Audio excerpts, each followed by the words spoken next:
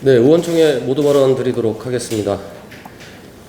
작년 여름 폭우로 희생되신 관악구 신림동 발달장애 가족의 일주기가 한 달 앞으로 다가왔습니다. 1년이 지났습니다.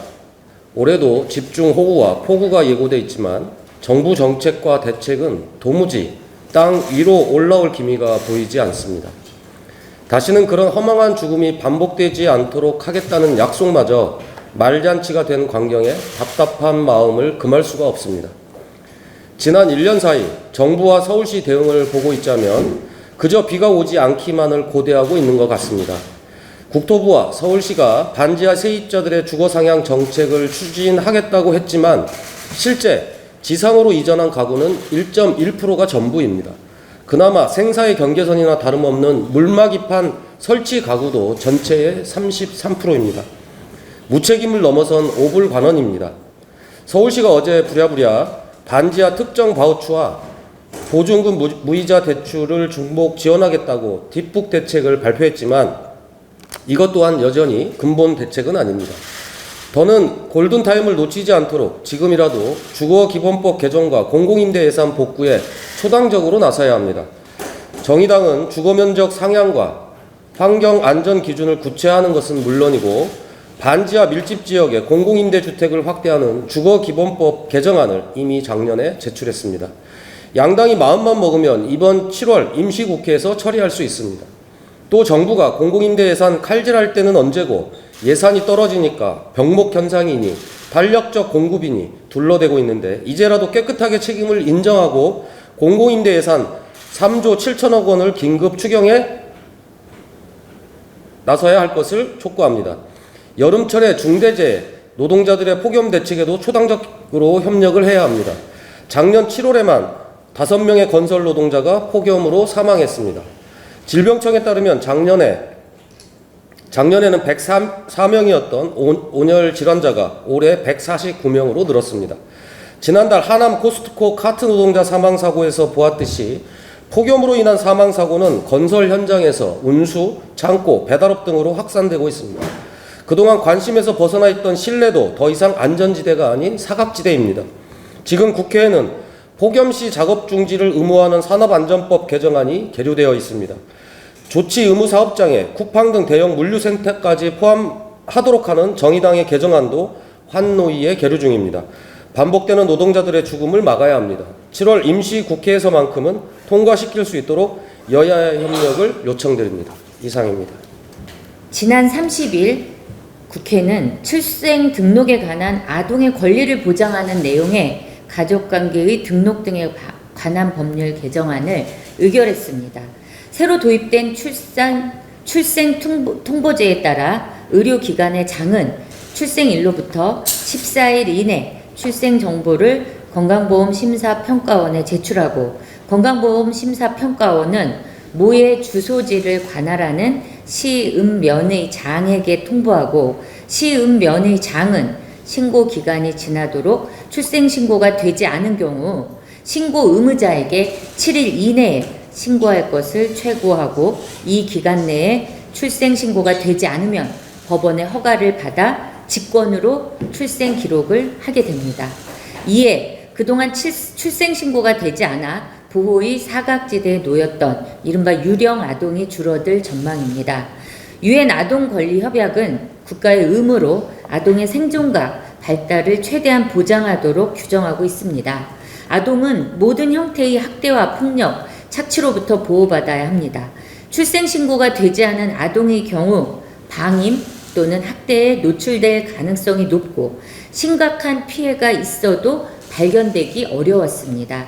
따라서 출생 즉시 등록될 권리를 보장하는 출생통보제 도입은 아동의 권리보장 측면에서 진일보한 것이라고 볼 수 있습니다. 하지만 이것만으로 충분치 않습니다.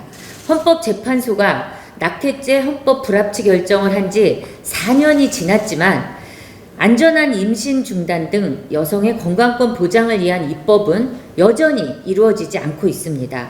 관련 법의 공백은 여성의 건강권뿐만 아니라 아동의 권리도 위협하고 있습니다. 원치 않은 임신은 위기 출산, 영아 유기, 최악의 경우 영아 살해로 이어지기도 합니다. 이를 근본적으로 해결하기 위해서는 임신 중단, 출산과 양육 전반에서 공적 지원이 이루어져야 합니다. 저는 2020년 정의당 당론에 따라 현행 모자보건법을 임신, 출산 등과 양육에 관한 권리보장 및 지원법으로 변경하는 법안을 대표 발의했습니다. 본 개정안은 임신, 출산 등과 양육에 대한 충분한 정보 제공과 상담 및 교육 등을 통하여 안전한 임신 중단, 출산 및 양육에 필요한 환경을 갖추고 이에 필요한 사회적 지원 체계를 구축하도록 하고 있습니다. 본 개정안의 조속한 통과를 다시 한번 촉구합니다. 이상입니다. 민주당에서 추경 항목으로 부동산 PF 부실 해소를 위한 배드뱅크 설립 예산 2조 원을 제안했습니다. 고금리로 경기 침체가 이어지면서 미분양 주택이 늘어나고 여기에 자금을 지원한 금융기관들, 특히 제2금융권에서 위기가 발생할 거라는 우려가 높습니다. 이미 새마을금고에서 위기음이 들려옵니다. 작년 말 기준으로 제2금융권의 건설 부동산업 대출 잔액은 125조 6천억인데 이 중에 45%인 56조 3천억 원이 대출이 새마을금고에서 나갔고 올해 연체율은 최고 9%까지 올라갔습니다. 부동산 PF 위기가 제2금융권으로 이어지고 이것이 다시 서민들에게까지 피해를 주지 않도록 선제적 대응이 필요하다는 것은 동의를 합니다. 그러나 부동산 PF만큼 서민 금융경제의 위기가 될 요인이 깡통 전세와 전세 사기로 인한 보증금 미반환 피해입니다. 많은 세입자들이 전세 대출을 받은 상황이어서 깡통 전세로 인한 보증금 미반환은 대출 연체로 이어집니다. 세입자들은 보증금도 떼이고 은행빚도 계속 갚아야 하는 막막한 상황입니다. 한국은행 등 국책 연구기관들은 내년 상반기까지 깡통 전세가 증가할 것이라고 전망하고 있습니다. 그래서 2달 전 전세 사기 피해 지원 특별법을 논의할 때 저와 정의당 그리고 피해자들은 보증금 반환 채권 매입이 반드시 필요하다. 그리고 그럴 때만이 실질적 지원이 가능하다고 강력하게 요청한 바 있습니다. 한국자산관리공사가 보증금 반환 채권을 매입해서 환가 처리하고 피해자들에게도 보증금 일부를 돌려주는 방안입니다. 민주당이 지금 말하는 배드뱅크와 똑같은 구조입니다. 이미 PF 부실에 대응하기 위해서 산업은행, 기업은행, 주택도시보증공사 등의 약 48조 원의 대출 및 보증을 제공하고 또 한국자산관리공사가 부실채권 인수를 위한 펀드 1조 원을 조성한다고 정부가 발표한 바 있습니다. 금융권이나 건설사 피해 지원에는 금융권이나 건설사 피해 지원에 신속하게 대응하듯이 보증금을 모두 잃고 절망에 빠진 깡통 전세 피해자 지원에도 신속하게 나서야 합니다. 그래서 저는 이번 추경 논의에서 PF 부실 대응을 위한 배드뱅크와 함께 깡통 전세 피해 지원을 위한 배드뱅크도 추진할 것을 강력하게 제안합니다. 제가 발의한 특별법안에 보증금 반환 채권 매입 방안이 이미 포함이 되어 있습니다. 이 내용을 반영해서 전세 사기 피해 지원 특별법 개정안을 다시 내도록 하겠습니다. 보건의료노조가 7월 13일 총파업을 앞두고 있습니다. 간병 문제 해결을 위한 간호간병 통합서비스 병동 확대, 환자 안전을 위한 근무조별 간호사대 환자 수 1대5, 접종인력 기준 마련, 불법 의료 근절을 위한 의사인력 확충, 코로나 전담병원 등 공공병원 확충 강화, 코로나 영웅들에 대한 정당한 보상 등을 요구하고 있습니다. 무엇 하나 국민 건강과 생명에 직결되지 않는 것이 없습니다. 국민을 위해 정부와 사용자가 책임져야 할 문제임에도 오히려 보건의료 노동자가 나서서 요구하고 있습니다. 환자 안전과 국민 생명을 지키기 위한 파업이라는 표현이 무색하지 않을 것입니다. 그러나 사용자들과 정부는 불성실한 교섭 태도와 이중잣대로 산적한 의료 현장 문제를 외면하고 있습니다. 사용자들은 노동자들의 정당한 요구에 대해 사용자의 의무는 저버린 채 정부 지원만을 요구하거나 턱없이 올라간 의사 임금을 핑계로 교섭을 지연시켜왔고, 정부는 21년 노정합의의 구체적 실행 계획을 아직까지도 밝히지도 못한 채 노정교섭마저 거부하며 의료 현장 문제를 더욱 악화시키고 있습니다.